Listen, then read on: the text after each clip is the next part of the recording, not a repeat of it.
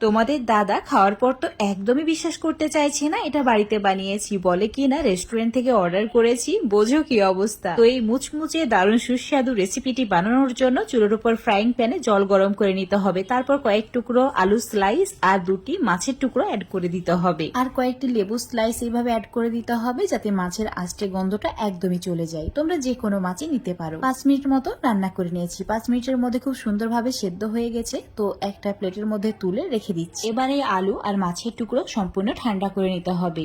মাছের টুকরোটা ঠান্ডা হয়ে গেলে মাছটা পরিষ্কার করে নিতে হবে। মাছের মধ্যে অসংখ্য কাঁটা থাকে, তাই একটু সময় নিয়ে ভালো করে বেছে নিতে হবে।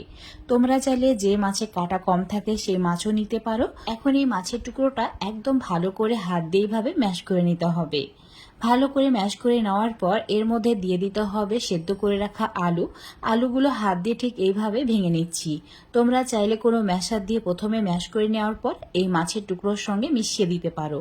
ভালো করে সমস্ত কিছু এবার একসঙ্গে মাখিয়ে নিতে হবে। মাখানো হয়ে গেলেই এর মধ্যে দিয়ে দিতে হবে একটি ডিম, আর দিতে হবে পেঁয়াজের কুচি, তার সঙ্গে বেশ কয়েকটি কাঁচা লঙ্কা ছোট ছোট টুকরো করে কেটে নিয়ে, আর 1 মুঠি মতো ধনেপাতা কুচি, আর তার সঙ্গে স্বাদ মতো নুন। এবার দিয়ে দিচ্ছি 1/2 চামচ মতো ধনে গুঁড়ো। অবশ্যই এখানে একটু ধনে গুঁড়ো আর জিরে গুঁড়ো অ্যাড করে দেবে, খুব সুন্দর একটা ফ্লেভার আসবে। সামান্য পরিমাণে লাল লঙ্কার গুঁড়ো অ্যাড করেছি, আর দিয়েছি সামান্য পরিমাণে হলুদের গুঁড়ো। এখন দিয়ে দিতে হবে কাবাব মশলা। কাবাব মশলা যদি না থাকে তোমরা এখানে গরম মশলাও দিতে পারো। এবার কর্নফ্লাওয়ার দিয়েছি 4 চামচ মতো। সমস্ত কিছু হাত দিয়ে ভালো করে মাখিয়ে নিতে হবে। আর কর্নফ্লাওয়ার যদি না থাকে তোমরা এখানে বিস্কুটের গুঁড়ো অথবা চালের গুঁড়ো অ্যাড করতে পারো। সমস্ত কিছু ভালো করে একদম মাখিয়ে নেওয়ার পর 2-3 মিনিট মতো রেস্টে রেখে দেব। এখন হাতটা ভালোভাবে পরিষ্কার করে ধুয়ে নেওয়ার পর হাতে সামান্য তেল ব্রাশ করে নিতে হবে। অল্প অল্প করে এই মিশ্রণ নিয়ে একটা ডোয়ের মতো করে রেডি করে নিতে হবে। তারপর আঙুল দিয়ে এইভাবে চ্যাপটা করে নিতে হবে। তাহলে একদম কাবাব রেডি। তো তোমরা তোমাদের পছন্দ মতো লম্বা বা এরকম গোল করেও বানিয়ে নিতে পারো। আর তোমরা চাইলে কাবাবগুলো 1 সপ্তাহের জন্য স্টোর করেও রেখে দিতে পারবে। তো একইভাবে সব কাবাবগুলোকে রেডি করে নিচ্ছি। তো এখন এই কাবাবগুলোকে ভেজে নিচ্ছি। চুলোর ওপর ফ্রাইং প্যানে তেল খুব ভালো করে গরম করে নিয়েছি, আর চুলোর ফ্লেমটা মিডিয়ামে রেখেছি। তেল গরম হয়ে গেলে তারপর চুলোর ফ্লেমটা মিডিয়ামে রেখে দিতে হবে, আর মিডিয়াম ফ্লেমেই কাবাবগুলোকে ভেজে নিতে হবে। এখন কিছু সময়ের জন্য ওয়েট করতে হবে। কাবাবগুলোর একটা সাইড হয়ে গেলে একটা চামচের সাহায্যে এভাবে উল্টে দিতে হবে।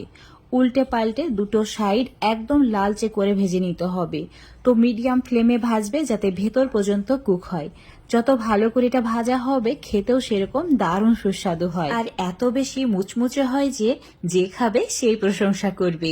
দেখতেই পাচ্ছ একদম লালচে করে ভেজে নিয়েছি। তো এখন এই কাবাবগুলোকে তেল ঝরিয়ে একটা প্লেটের মধ্যে তুলে রেখে দিচ্ছি। বাকি কাবাবগুলো একইভাবে ভেজে নেব। আজকে তোমাদের সঙ্গে শেয়ার করেছি দারুণ সুস্বাদু লোভনীয় মুচমুচে কাবাবের রেসিপি, যেটা ছোট বড় সবাই অনেক বেশি পছন্দ করে। তো এই কাবাবের রেসিপি অবশ্যই বাড়িতে একবার বানিয়ে খেয়ে দেখবে। তারপর লাইক শেয়ার কমেন্ট করে দেবে। আর যদি রেসিপিটি ফেসবুক পেজ থেকে দেখো পেজটিকে ফলো করে নেবে। ইউটিউব থেকে দেখলে চ্যানেলটাকে সাবস্ক্রাইব করে রাখবে আর এরকম সহজ আর সুস্বাদু রেসিপিগুলো পাওয়ার জন্য। তো এখন তোমাদের একটি কাবাব ভেঙে দেখিয়ে দিচ্ছি। দেখতেই পাচ্ছ উপরটা কতটা মুচমুচে হয়েছে, ভেতরটা সেরকম একদমই নরম তুলতুলে। তো বন্ধুরা অবশ্যই এভাবে একবার হলেও বানিয়ে খেয়ে দেখবে।